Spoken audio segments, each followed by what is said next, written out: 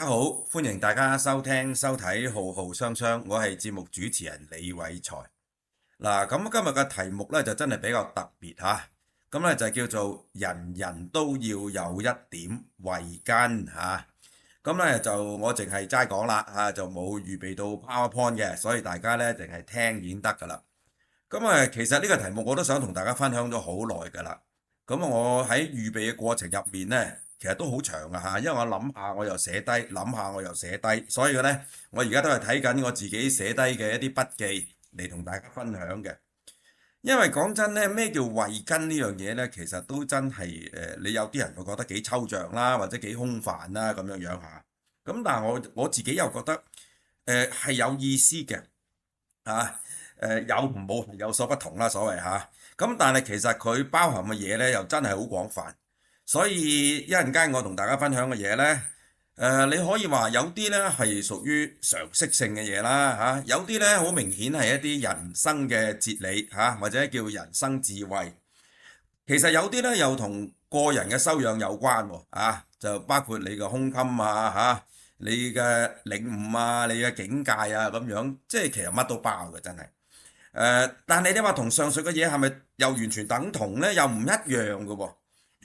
不過首先呢，嗱，其實我都想呼籲一下，如果大家真係未睇或者你睇咗啲唔係好記得嘅呢，就係我都想大家睇翻我以前有幾集呢，咁啊同今集所講嘅嘢呢都係息息相關嘅。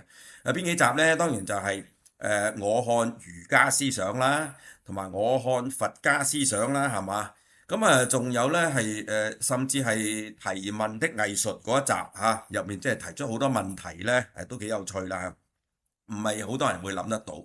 咁同埋另外仲甚至一集呢，就係叫做犬儒為何令人憎厭啊咁樣樣，全部都係有關嘅。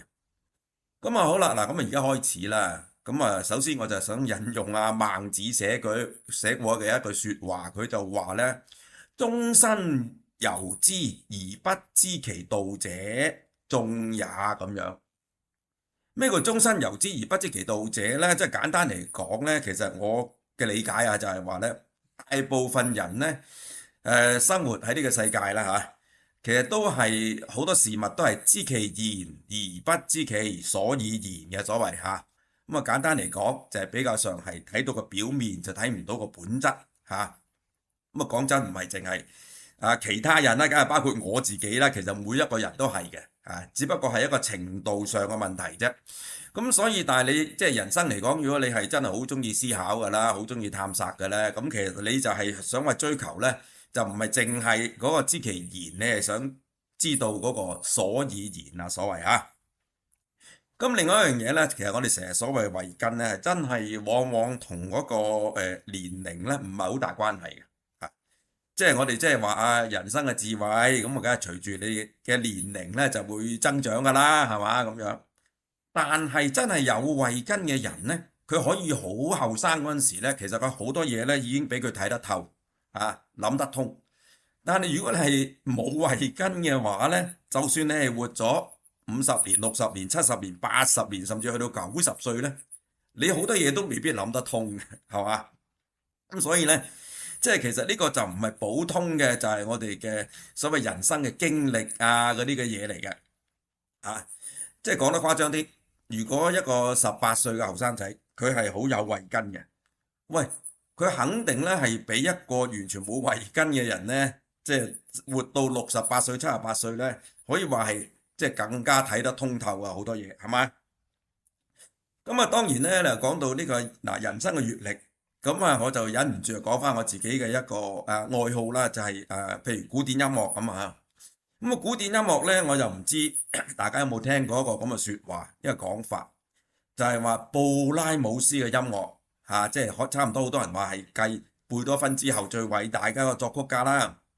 但係佢話咧，布拉姆斯嘅音樂咧，真係你係未到中年，未踏入中年咧，你係冇可能領略得到嘅因為咧佢好多音樂咧係真係積累咗佢嘅人生嘅閲歷、佢嘅智慧好多嘅感受，即係咧等於咧係哇佢包含嘅嘢咧就等於一個人嘅心情係所謂打翻咗五味架係嘛，酸甜苦辣乜嘢都有英文所謂 bitter sweet 就咁樣啦。咁啊，尤其是你聽佢四手交響曲啊，係啦，咁當然仲有好多嘅，即係佢啲室樂嘅作品啊嚇，即係弦樂嘅四重奏啊嗰啲咁樣。咁咧，但係其實係咪真係咧？我又覺得有程度上嘅問題咯，即係話當然你話揾個10歲8歲嘅去聽布拉姆斯，佢梗係領略唔到、感受唔到啦。但係講真，就係頭先我所講啦，如果你去到成17、8歲，但係你係有慧根嘅話咧，其實我覺得你係可以，即係好大程度上係領略到布拉姆斯想表達嘅嘢嘅，即係人生嚇，即係好多呢啲咁嘅酸甜苦辣。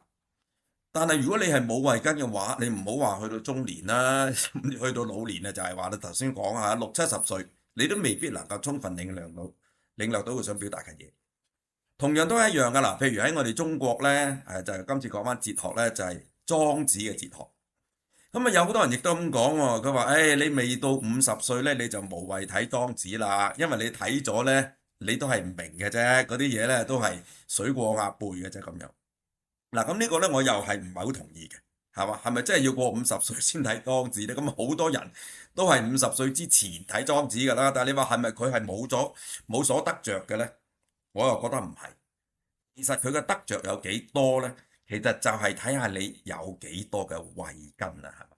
你有慧根嘅人咧，你真係17、8歲、18、9歲咧，你睇莊子已經係好有感受㗎啦，啱嘛？好啦，咁啊嗱呢度咧，我又講翻啲比較上係具體啲嘅生活嘅例子啦。喺我心目中咧，其實係我唔好講慧根住，我倒翻轉頭嚟講，就係乜嘢叫做缺乏慧根啊？咁樣講法。咁啊，缺乏慧根咧，其實咧就係其中一個例子，我最中意舉嘅咧，有時同啲朋友傾開偈啊，我就話嗱，你做行人嗰陣時咧，你就鬧司機。但係當你做司機嗰陣時咧，你就鬧行人啊！你開車嗰陣時，或者話當你係做伙計嗰陣時咧，你係梗係鬧老闆啦。但係當你做老闆咧嗰陣時咧，就鬧伙計喎。或者你做學生嗰陣時就鬧老師，做老師嗰陣時鬧學生嚇，做病人嗰陣時就鬧醫生，做醫生嗰陣時鬧病人，或者咧你做呢個市民嗰陣時鬧政府，但係當你做咗公務員咧，你又鬧市民咁諸如此類係嘛？咁呢樣嘢其實大家都明啦嚇，或者會心微笑啦。我哋即係日常生活都好多時會係咁嘅。咁我唔係話我係能夠免疫喎，講真我都唔能夠100%免疫嘅。但係你就算唔能夠100%免疫得嚟咧，你係有一定嘅即係睇得透啲，就話呢種咧正正就係我哋好多時咧就叫做站喺立場，站喺什麼立場就説什麼説話嗰樣嘢係嘛？係有時係人之常情，無可避免。或者講得再難聽啲咧，就叫做屁股就指揮腦袋啦。你坐喺咩位嗰陣時咧，你就自然會咁樣諗嘢咁樣。但係正正就係話，如果你一個人一生完全都係咁嘅，但係你自己不知其所以然喎嚇，咁我就係呢啲咧，就係我哋正式其實叫做一種無明嘅狀態。你自己咧係真係渾渾噩噩啊，你就係冇慧根啊，係嘛？有慧根嘅人就點咧？就係其實你係可以跳出去啊嘛。你跳出去比較係從一個超然一啲嘅即係宏觀嘅角度嚟去睇，哦，原來係咁樣。點解咧？你做行人嗰陣時咧就鬧司機，做司機嗰陣時鬧行人。咁因為好簡單嘅，即係從我哋，因為你知我咁注重理性嘅話咧，頭先講嗰種情況其實係好唔理性㗎，係嘛？咁究竟我哋講是非啊嘛，事實有是非啊嘛。咁究竟乜嘢係是，咩係非咧？點解你做行人嗰陣時係鬧司機，咁你就覺得我係是佢係非，但係當你做咗司機嗰陣時，你就鬧行人啫。咁你同樣係當咗司機就係是，行人就係非喎。咁唔係即係話呢個宇宙入面咧係冇所謂是非標準嘅咯，係嘛？咁就即係話只有立場冇是非咁，但係你完全可以咁信嘅噃。嗱，即係講真，你去到一個地步，我話即係我呢個世界係冇真理嘅，只有立場嘅啫。咁冇問題㗎。即係如果你係真係去到咁極端嘅地步，你咪繼續咁做咯，係嘛？但係我相信大部分人都唔會咁極端噶嘛，即係佢覺得事物係有佢本身嘅道理嘅。但係呢個道理，哦，原來係隨住你嘅立場咁變嘅。咁你就算係不可避免，即係人之常情咧。但係你背後又要明白噶嘛，即係話你做行人嗰陣時鬧司機，你又一笑置之；做司機嗰陣時鬧行人又一笑置之，因為你明白到哦，原來係因為咁樣嘅屁股指揮腦袋。嗱，呢種咪叫慧根咯，係嘛？即係話，但係你完全冇諗過嘅。總之你一做行人咧，你就覺得司機好唔啱；你一做司機就覺得行人好唔啱，完全冇反省嘅。呢種咧就喺我心目中就係冇慧根嘅表現啦。我唔知大家同唔同意啦。咁樣樣啦。好啦，咁當然咧嗱，又要講翻呢慧根咧，又係從另一個角度睇啦，就係咧我好細個嗰陣時啊，問嗰啲白痴嘅問題。我好耐以前咧都寫過一篇文章，叫做《兒童哲學家》啊，即係我都講話係其實兒童咧就係世界上咧就係最偉大嘅哲學家，因為咧佢每時咧都問過為什麼嘅，就打爛沙盤就問到篤。但係當我哋大下嗰陣時咧嚇，即係變咗成年人咧，我哋就唔會再問㗎啦，就話覺得呢啲係白痴嘅問題，就以為自己好醒啦，唔會再問啲白痴問題啦。只不過咧嗱，其實咧只不過反映我哋咧就越嚟越麻木咗咁解啫嚇。好啦。咁當然咧，呢啲白痴問題包括乜嘢咧？咁樣啊，我自己細個真係問過嘅嚇。譬如話，點解我係一個人？點解我唔係一隻豬咧？咁樣樣，或者一隻狗咧？咁樣樣。咁啊，即係呢啲問題你曉得問啦，但係咧，其實你亦都知道係冇答案嘅。呢個就係慧根啦。咁我當其時某一程度上，我自己真係啊，唔係話誇口啦，我都覺得我係有少少慧根嘅。所以我知道咧，問題你係識問，但係你亦都問咗之後咧，你亦都又係笑笑口或者即係會心微笑啦嚇，就係知道呢挺咁嘅問題係冇答案嘅，咁先至叫做慧根咪即係話，當你係隻豬嘅時期，當然你又唔知會唔會問啦，點解我係隻豬唔係隻咁樣係嘛？好啦，唔好講啦，豬牛啊咁樣啦，咁講，我細個真係另一個問咧就係話呢個世界人。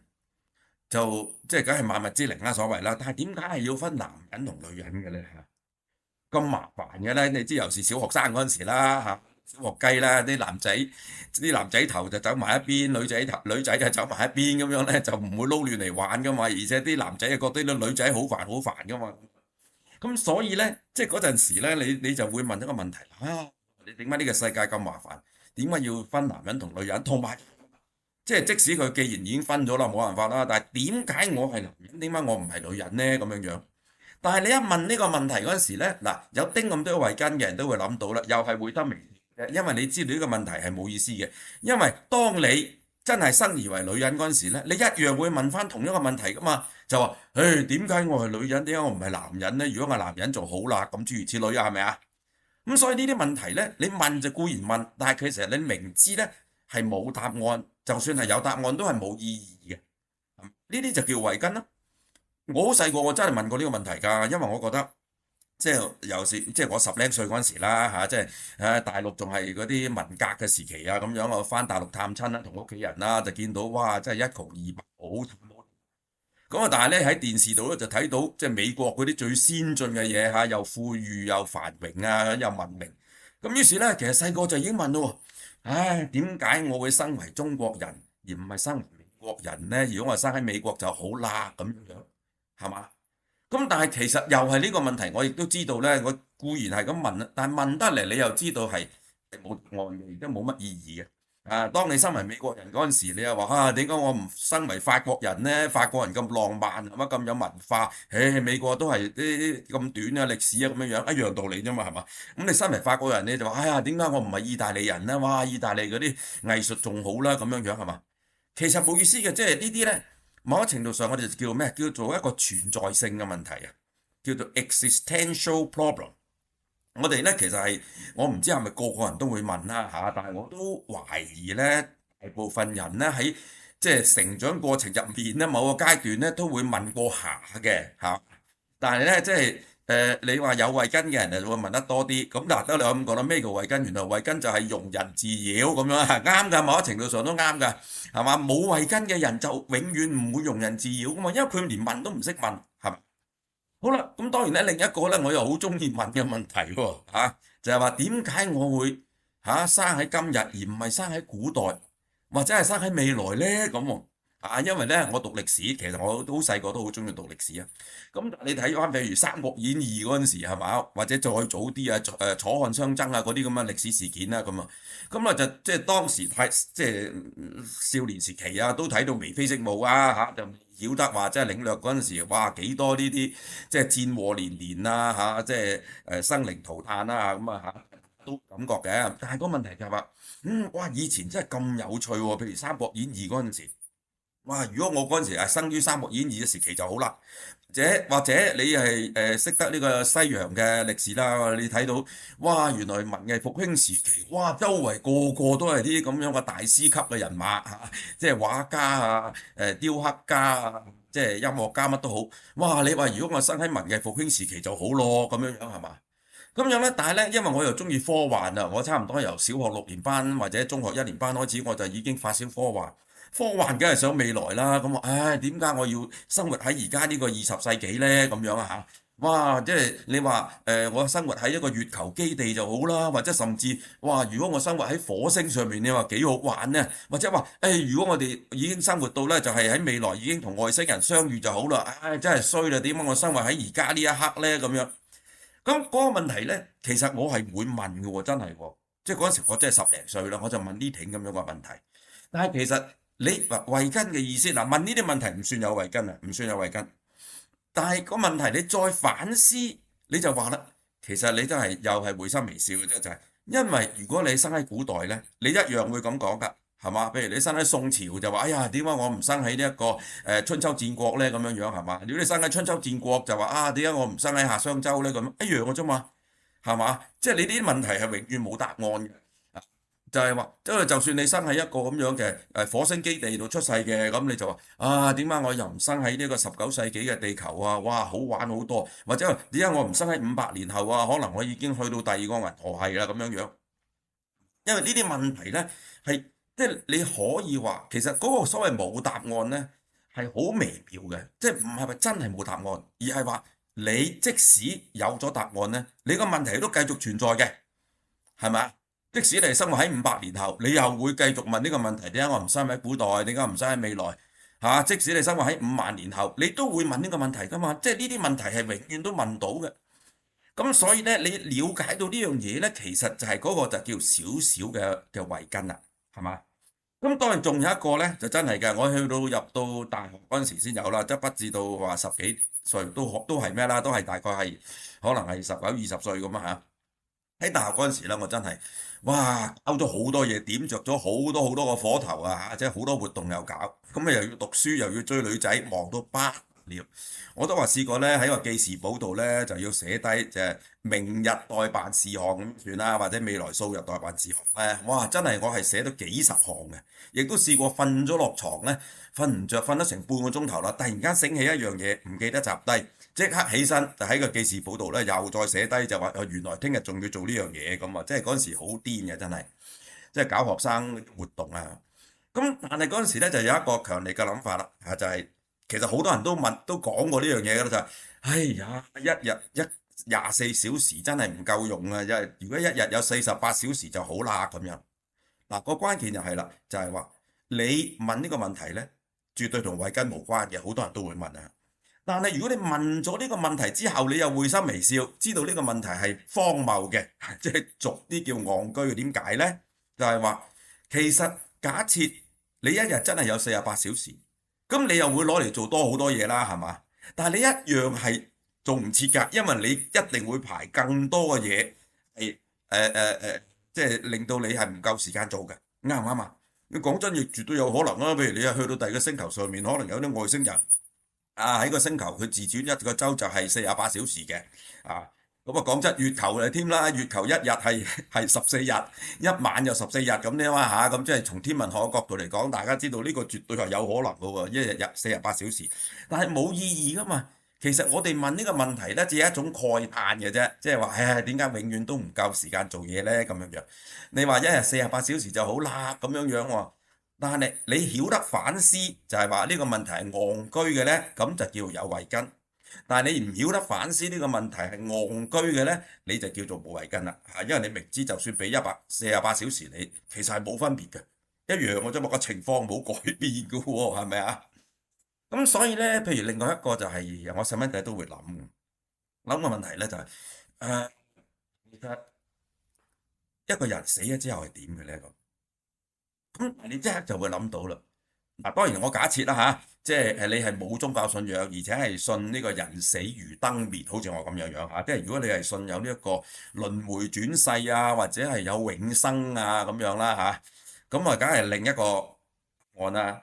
但係假設你係即係信人死如燈滅嘅，譬如你見到一隻螞蟻死咗就死咗冇嘢㗎啦，係嘛？見到一隻雀仔死咗就冇嘢㗎啦，係嘛？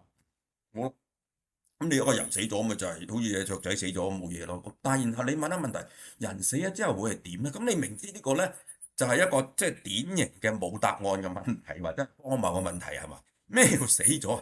死咗就即係冇晒意識啦嘛，係嘛？你唔存在㗎啦嘛。咁既然你冇晒意識，然後你又問會係點嘅咧咁樣？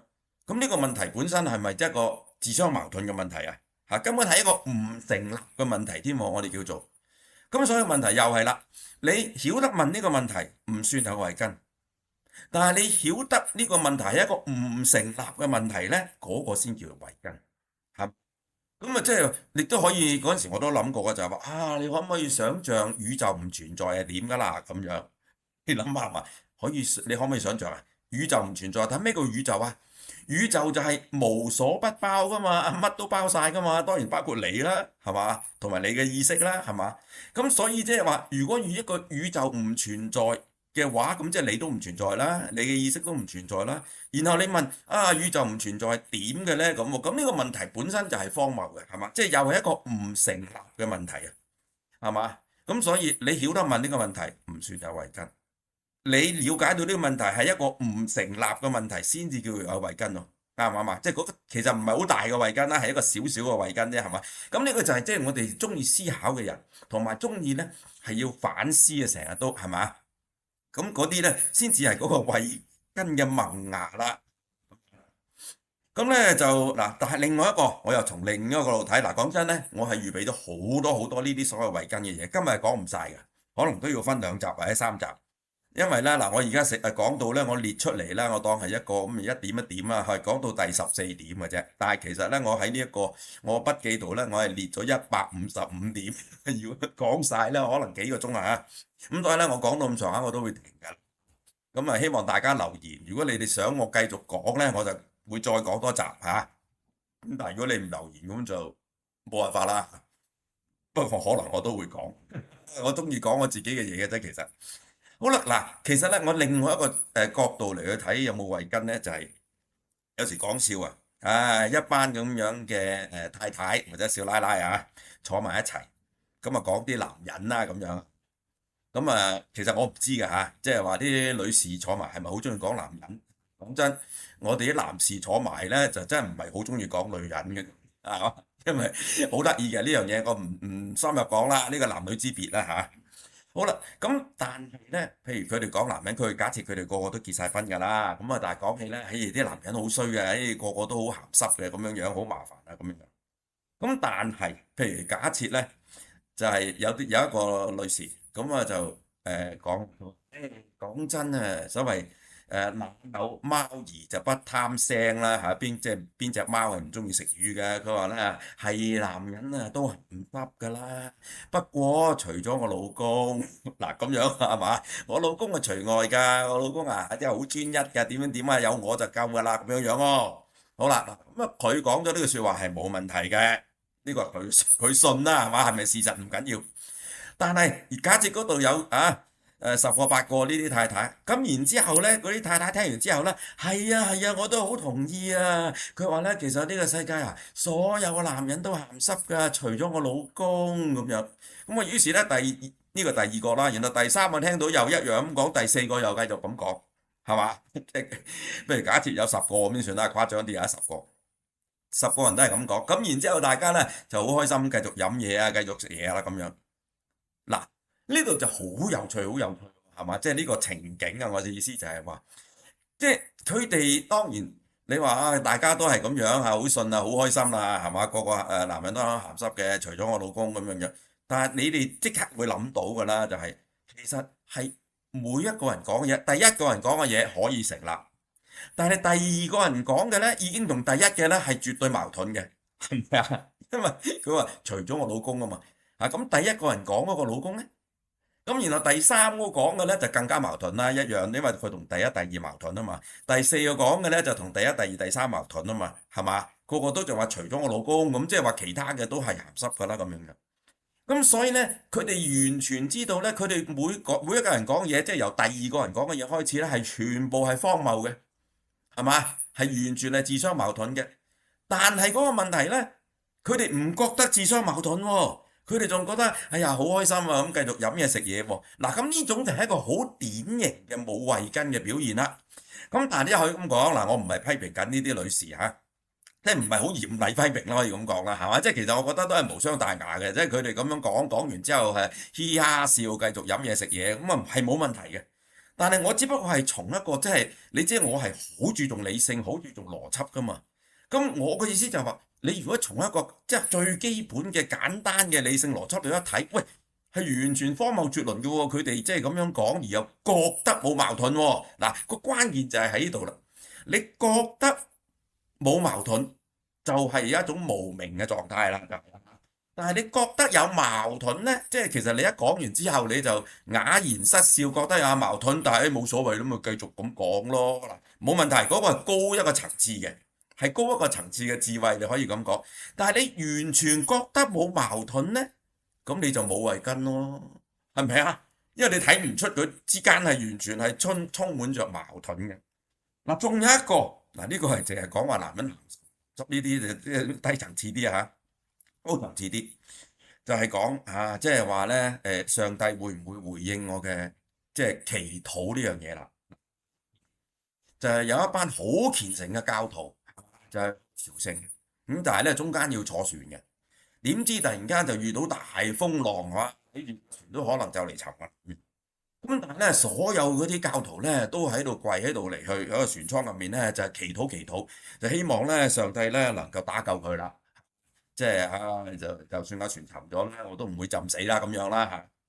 好啦，咁但係到最後咧，真係船真係沉咗，咁就但係只係得一個人獲救啫。唉，其餘成船嘅人咧，可能講緊100幾廿人啊，全部都浸死晒啦。但係佢哋個個都係虔誠教徒，個個之前都有祈禱喎。好啦，咁但係你知唔知咧？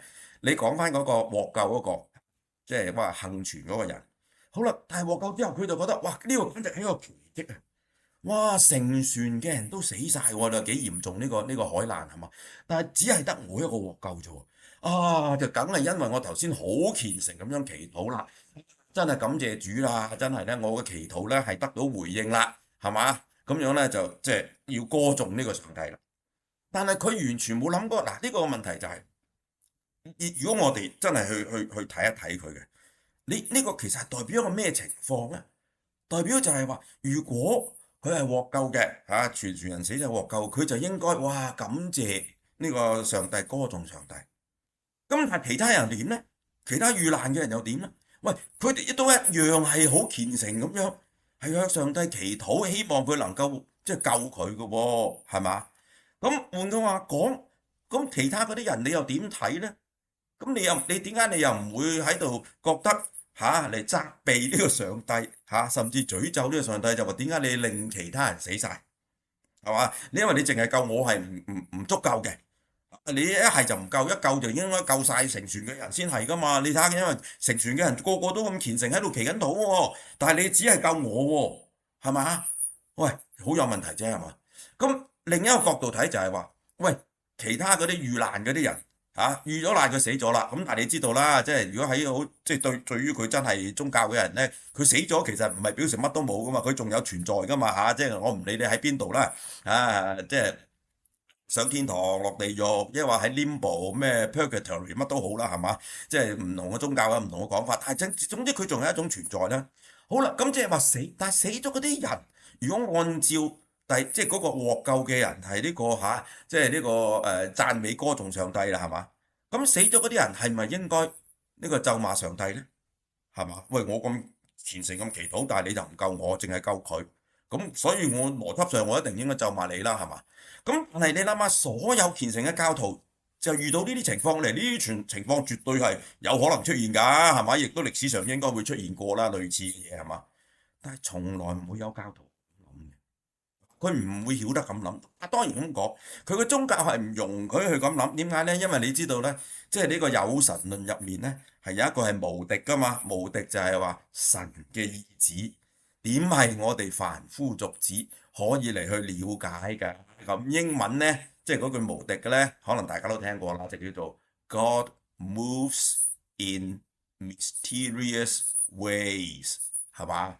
哇！上帝啊，即係佢個即係所作所為係好神秘嘅嚇，咁啊即係話啊佢嘅意志神嘅意志啊點係可以我哋可以嚟去理解㗎？我哋呢啲啊咁卑微嘅啊凡人咁樣，喂你咁樣講當然梗係無敵㗎啦，永遠都無敵㗎啦，係嘛？但係即係咁我亦都冇得駁嘅，你係要咁諗係嘛？即係我就唔係教徒啊嘛，所以我就要好似頭先咁樣嚟去分析啦。咁樣分析之下咧，你會發覺係完全係自相矛盾嘅，所有好多嘢。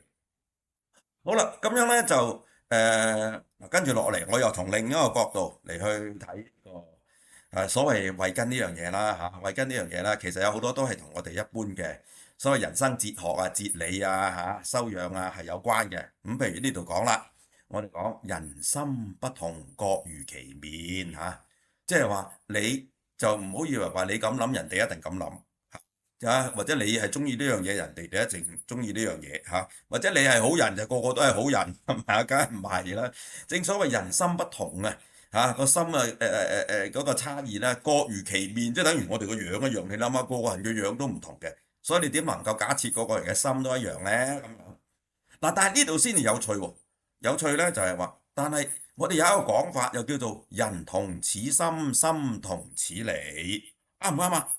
咦，咁又係嘅喎，即係雖然講就話人心不同，各如其面啫，但係有好多嘢咧，其實人咧佢嗰個追求也好，或者佢即係認為係乜嘢叫做合理，咩叫做唔合理也好咧，其實大家都係有好多共通之處嘅，共通之處。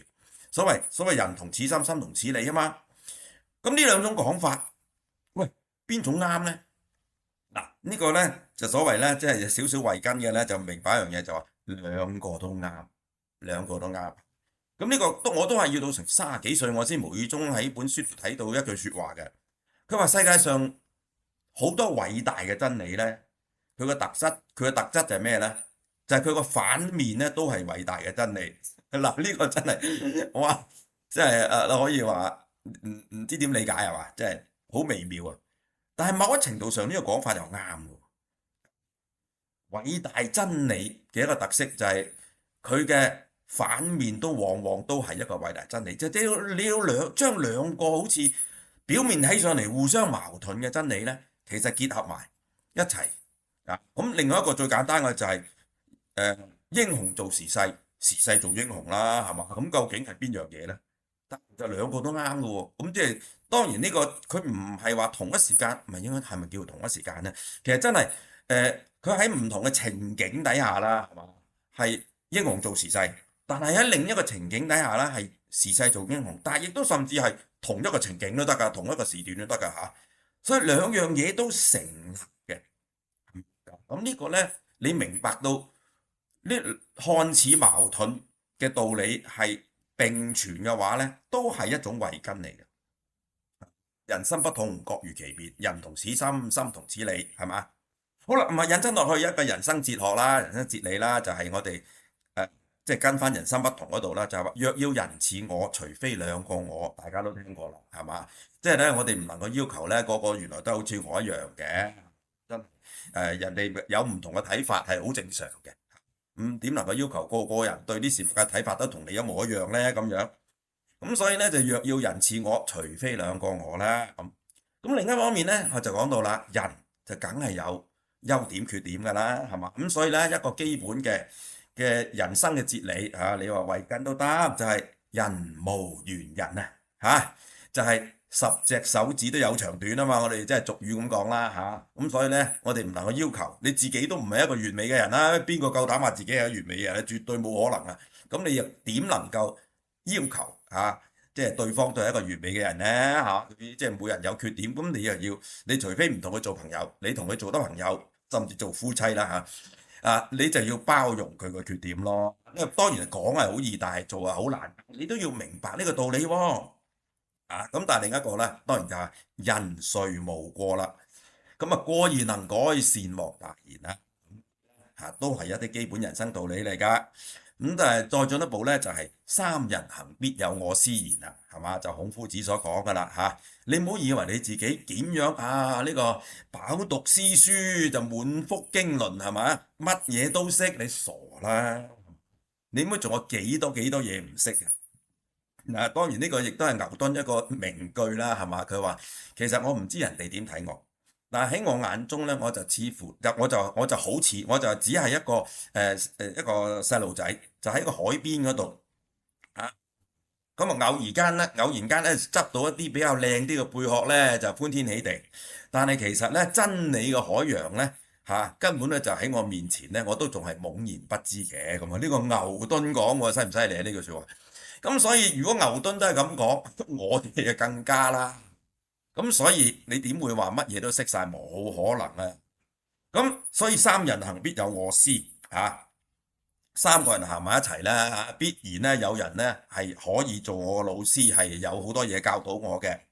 咁但係咧呢句我就識咗好耐啦，但係咧後嚟咧隔咗好多年咧，我係睇啲英文書啦，我睇到一句啦，我又覺得好精彩嘅其實個意思一樣，但係我覺得即係有某一程度上仲精彩。佢話咧，We all have gaps in our knowledge。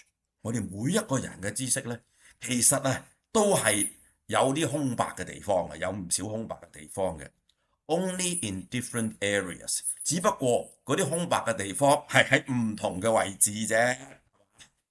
即係話咧，哇！你就呢個古典音樂就好即係歷歷如數家珍啊，但係原來你對體育咧就係一無所知嘅，係一講起即係啲踢波啊點點啊咁樣樣，咁即係 only in different areas 啊嘛，係嘛？所以咧呢個就係教曉我哋就係要謙卑咯，係嘛？就係所謂虛懷若谷咯咁但係咧係唔容易做到嘅自大成狂就好易我成日都覺得即係我都話自己我好後生啊嘛，我都話自大成狂冇藥醫啊嘛，係嘛？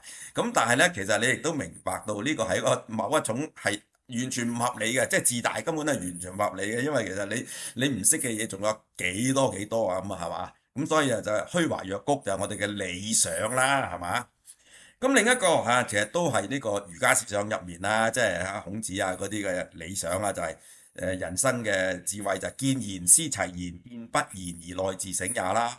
即係話我哋咧係觀察其他人咧，見到啲人係哇好嘅人即係賢咧，即係無論佢嘅德行也好，佢嘅即係學識也好咧，咁我哋就思齊焉，哇！我哋就希望能夠咧係仿效佢啦。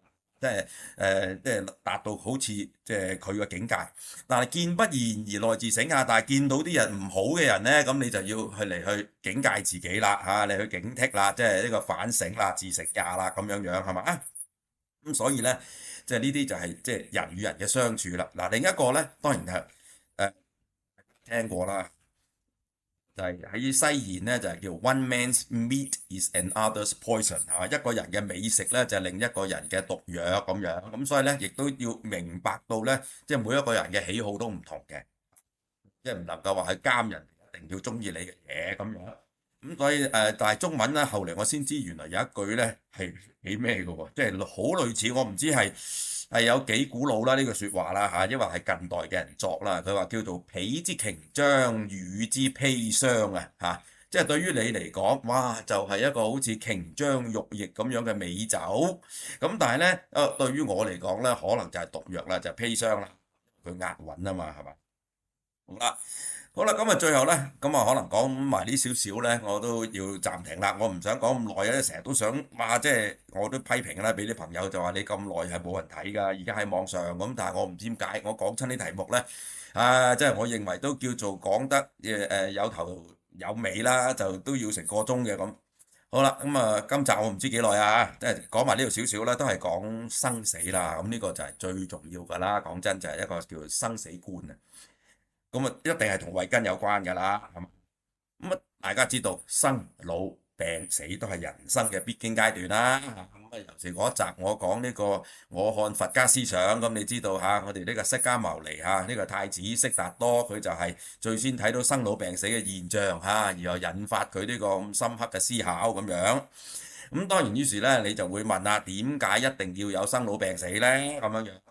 咁當然啦，悉達多佢就冇問話係點解嘅，係咪一定嘅咧？呢個係天然嘅規律嚇，大自然嘅天經地義嘅。咁當然，如果有咗我哋而家呢個現代科學嗰個探求嘅精神咧，你就真係可以問點解嘅，即係點解有生命啦？點解唔係呢個宇宙？點解唔係死寂一片啦？係嘛？好啦，咁樣咧就有嘅生命，但係點解佢唔可以永遠係咁樣？點解會老嘅咧？點解會老化嘅咧？咁當然呢個衰老係一個好大嘅科學嘅課題啦，係嘛？咁啊病啊更加係啦，直情係一個科學課題啦。咁又到死嚇，其實有邊個唔係科學課題啊？係嘛？咁只不過嚇佢本身係一個哲學嘅課題，但係亦都係科學嘅課題。其實講真，邊度有分嘅啫？咩叫哲學同科學呢？係人為嘅劃分嚟嘅啫嘛，係嘛？喺古代啊，大家知道咧，其實係冇分科學哲學㗎，philosophy 就乜都包晒㗎，係嘛？好啦，咁但係咧呢度就講到咧，就係真係我哋成長過程入面啊嚇，我哋呢個做僆仔啊、僆妹啊嚇，10歲8歲啊，我覺得其實好多時一個人嘅開竅大概係13歲嘅，我唔知大家同唔同意？所以點解啲人就覺得少年咧都係由13歲開始啦，約莫啦，係嘛？因為即係之前咧都係屬於叫兒童，兒童咧佢對咗呢個世界認識咧都係完全係知其然嘅，大部分都佢就唔會去追究咩叫所以然嘅。但係去到13歲左右咧就開始啦，開竅啦，我哋所謂就會曉得問呢啲所謂生老病死嘅問題嘅。咁當然呢個都係睇你嘅慧根啦嚇，即係你係慧根係強啲嘅，你就會問多啲啊；即係慧根少啲嘅，你都唔會去問啦。去到18、9歲都唔會問。好啦，咁其實每一個人啊，就算你有冇慧根都好啊，嗱呢樣咧就係都會有一刻咧係知道自己原來係會死嘅。我相信大家都同意呢樣嘢啦嚇。我相信你唔會係話俾我聽，你冇經歷過呢樣嘢。每一個人都會經歷過嘅，即係話佢細蚊仔嗰陣時係嘛，2歲、3歲、4歲、5歲，去到呢個7、8歲，佢未必會去諗呢個問題。即係雖然佢見到身邊嘅人都係會死喎，可能佢嗰啲大家利是佢嘅爺爺啊、嫲嫲啊、婆婆啊嗰啲咁樣，可能佢會已經係睇住佢哋走咗都唔頂係嘛，或者去埋個喪禮啊咁都唔頂，但係佢哋就咁去嘅啫，即係佢哋冇一個感受。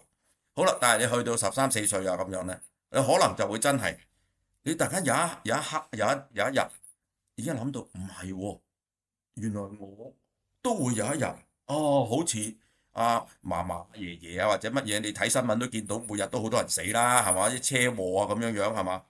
原來都終有一日咧，我都好似佢哋咁，我都會死。咁但係死係咩意思？死就即係話乜都唔存在噶咯喎！我會見唔到爸爸，見唔到媽媽，見唔到我學校啲同學仔，係嘛？乜都冇咯喎，係咪啊？又冇唔會再食到雪糕啊咁樣樣，又唔會再去到呢個迪士尼啊玩呢啲遊戲啊咁樣噶咯喎。咁其實我自己講翻我嘅經歷先啦，我就梗係唔能夠代人哋講啦嚇，呢個係非常之個人化嘅，其實係好震撼，嗰一刻係好震撼，同埋咧亦都係好恐懼，甚至係有一種咧，當時當然未必用呢啲嘅形容詞啦，係嘛？即係嗰陣時，但係即係而家睇翻轉頭咧，係有一種好絕望嘅感覺嘅。嚇！震撼、恐懼、絕望，哇！乜原來有一日我唔會再存在喺呢個世上㗎，係乜嘢都冇㗎，因為呢個死亡係嘛？咁呢種感受咧，我唔知啊，真係。其實對於有慧根同冇慧根嘅人咧，應該都係有唔同嘅。即係冇慧根嘅人咧，哦咁就算啦。有慧根嘅人咧係深刻好多嘅，嗰個震撼性係深刻好多。咁引申出嚟咧，就會係即係我哋有個領悟啊，就係哦原來呢個就係等緊我嘅一個終站嚟嘅啊。咁啊，雖然即係後生嗰陣時，通常都唔會理呢個終站嘅，唔會點諗嘅，係嘛？即係好遙遠嘅未來啊。咁但係其實好難講噶嘛，真係大家利是講句，你聽日一行出街就可能俾車死㗎啦嘛嚇，你可能係80年之後先至面對呢個問題，但係可能你聽日就係面對呢個問題㗎咯喎嚇。咁所以咧嗱，即係喺香港跑馬地天主教墳場係嘛，門口嗰兩句，哇！我相信即係身為香港人咧，即係大部分都識㗎啦嚇。嗰對聯啊，就係今日吾軀歸故土，他朝君體也相同啊，係嘛？唔使我多講，大家都明㗎啦嚇，即係我費事咁就多餘去解釋啊。咁但係咧，即係某一程度上就係有慧根嘅人同埋冇慧根嘅人呢，對呢對對聯嗰個感受就會好唔同啦，係咪？即係有慧根嘅人呢，佢會好深刻、好深刻嘅，啊，即係即係望住呢對對聯。但係冇慧根嘅人，哦，睇完咪睇完咯，咁樣樣係咪？好啦，咁樣呢，當然再進一步呢，就係一個所謂叫做人生有如白駒過隙，啊，大家聽過呢個中國嘅講法啊？區過隙即係咩意思啊？就係等於咧，你喺一個罅隙入面咧嚟去睇外面咧，而外面有一隻白馬咧，噗一聲好快咁樣走過，於是咧你呢個白馬嗰個白色嗰度咧，噗一聲就唔見咗㗎啦。咁其實佢意思話，人生其實就係咁喎。咁如白駒過隙，你話幾快咧？就係咁快嘅啫。咁雖然嗱，譬如如果我哋即係好彩嘅嚇，都有得70、80歲嘅，或者而家嚇今日我做緊呢個節目呢，就係英國著名 BBC 嗰個呢個大衛艾登堡爵士即係拍好多無數嘅生態紀錄片嘅100歲嘅生辰今日就係佢嘅生辰。咁但係講真，你即使係100歲都好呢，你比起呢個永恆或者比起地球嘅歷史，簡直都係一瞬間啫嘛，係咪啊？所以咧，無論你係大吉利是唔好彩，譬如你50歲已經英年早逝啦，或者你係100歲，好似我哋艾登堡爵士一樣，其實都係白駒過隙啫嘛，係嘛？其實即係你啊事後睇翻上嚟咧，好快脆㗎咋，係嘛？咁大家知道啦，我嘅年紀啦即係我其實仲有幾個月咧，我就71㗎啦，都係嘛？咁所以咧，其實即係我係屬於好幸運嘅，即係嗰班啦有好多人係即係早過我走咗啦，係嘛？我啲中學同學同大學同學即係都有係已經走咗噶啦。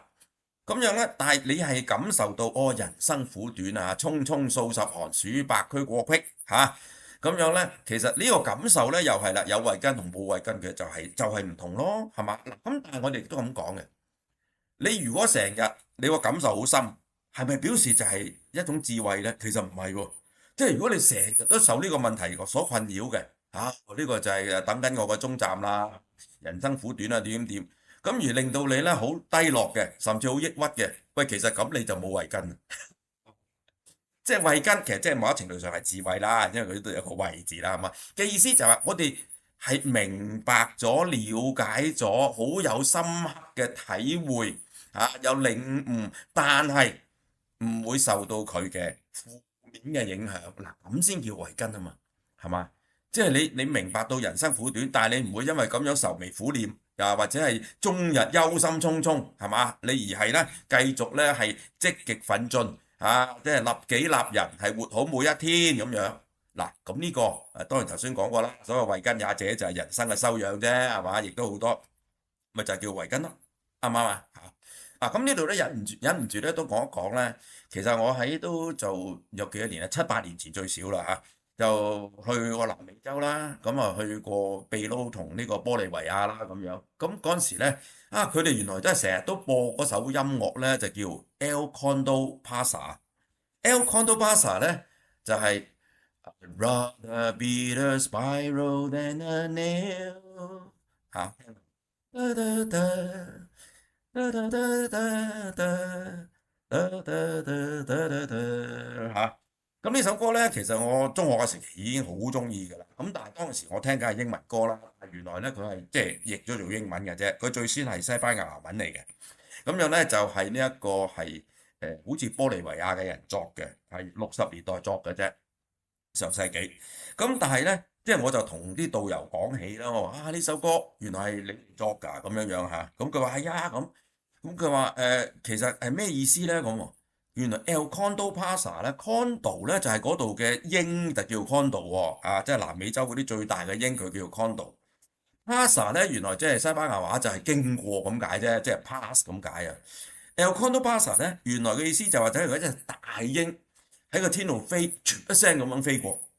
其實佢所表達嘅嘢就係咩咧？嗰個導遊解俾我聽，佢就係咪就係人生苦短咯？哇！所以咧真係咧呢個世界咧唔同嘅民族喺完全唔同嘅文化背景咧，其實都係有同樣感受，都係有同樣嘅表達，就等於我哋中國嘅人生有如白駒過隙啦，係嘛？不過佢哋唔係叫白駒過隙，佢就等於一隻大鷹喺個眼前噗一聲飛過，咁就係完咗㗎啦，個人生就咁完咗㗎啦，咁樣樣係嘛？好啦，咁但係跟住落嚟咧，就講到即係死亡呢樣嘢咧，我都話即係你每一個人冇人唔會恐懼死亡㗎嚇，懼怕死亡㗎。有邊個啊？即係你話好大膽咁講，你真係嘥氣啦咁樣。喺程度上啊嘛，咁樣。但係始終咁樣咧，我就即係喺唔知不同嘅場合睇到呢句説話啦。後嚟我先知原來就係古希臘啊，嗰啲斯多葛學派嘅人最先提出嘅嚇。不過之人後人就一路咁沿用啦，就係咩啊？就係死在我不在，我在死不在啊。咁你話即係話佢英文即係咁講嘅，When death is 嚇，I am not。因為當死亡到嚟嗰陣時咧，我已經唔存在啦嚇，冇咗我啦。佢話 When I am, death is not，係嘛？但係當我仲存在嗰陣時咧，死亡梗係冇存在過啦，係嘛？當然佢應該係希臘文嘅嚇，咁但係我都只能夠引用英文啦嚇。咁但係中文我自己就好簡單咯，咁啊就係死在就我不在，我在就死不在。咁我仲得意嘅，我後嚟我為咗出我嗰本書咧，我嗰陣時寫呢個叫做我本書人的處境啊嚇，人的處境嗰陣時咧，我就有寫到呢樣嘢咧，我仲作咗句嚇。即係叫做老死不相見，何苦來猶哉咁樣。咁其實即係攞佢押韻啫，係嘛？死在我不在，我在死不在，老死不相見，何苦來猶哉啊！即係話大家點解為呢樣嘢嚟困苦呢？咁樣樣。咁呢個當然係一種其實係某一程度上係科學係客觀嘅一個描述，但係另一方面呢，就係一種好瀟灑咯，好超然嘅講法咯，即係一個生死觀咯，係嘛？咁根本我哋兩個都唔會會面嘅，即係我同死亡其實唔會會面嘅喎，即係嚴格嚟講，因為死亡到嚟嘅時我都唔喺度啦，係嘛？咁啊大家使乜困苦呢？咁樣啊，都幾有趣嘅呢個講法。但係原來就係講緊2000幾年前啊，古希臘啊，即係斯多葛學派嘅人呢，已經係提出呢個睇法㗎啦。咁所以呢，嗱，關於呢個死亡呢，即係我自己呢，就將佢總結有兩句説話啊。第一呢，就係話熱烈地擁抱生命啊，呢個一定㗎啦嚇，即係我哋仲係生嗰陣時咧嚇，生存喺呢個世上啦，我哋一定要熱烈地去擁抱佢，但係坦然地面對死亡，就唔使成日憂心忡忡啊。就係真係每一個人都會死㗎啦，係嘛？有邊個人唔會死㗎啦，係嘛？所以我哋係坦然地面對死亡咁。咁另一句呢，都係我自己作啦，就係話嚇對他人嘅死亡就戚，對自己嘅死亡就坦然咁樣。咁啊戚就即係心有戚戚然啦，即係有一種好不忍啊、不捨啊、唔開心啊咁樣啦，係嘛？甚至有啲悲苦啦、悲戚啦咁樣啦嚇。咁所以呢，其實啊〜即係對任何一個人嘅離去呢，其實我哋呢都會係有呢種悲戚之情嘅。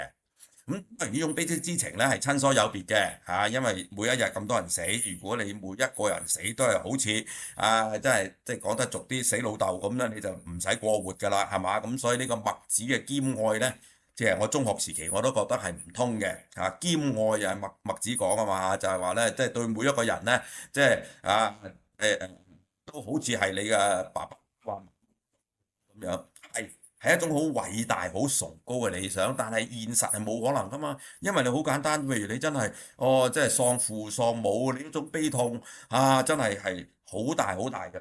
咁如果你當每一個人都係你爸爸，即係當一個都係你媽媽，咁佢哋一死嗰陣時，你就咁悲痛。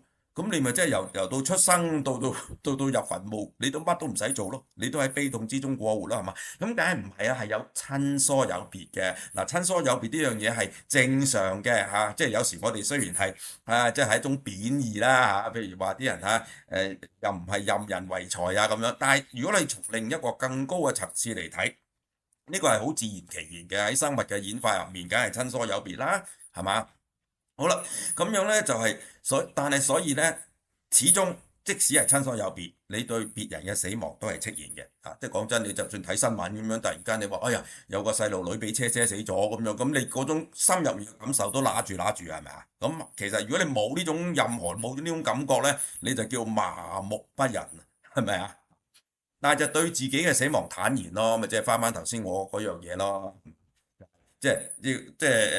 都係某一種咧叫瀟灑嘅即係叫做瀟灑走一回啊嘛，葉倩文即係嗰首歌我覺得非常之好噶即係呢首歌個意境同埋個歌名每一個人嚟到呢個世界都係瀟灑走一回噶啦，係嘛？咁啊好啦，咁啊嗱，而家我係講到第31點，我都話我係列咗155點，而家講到係第31點啫。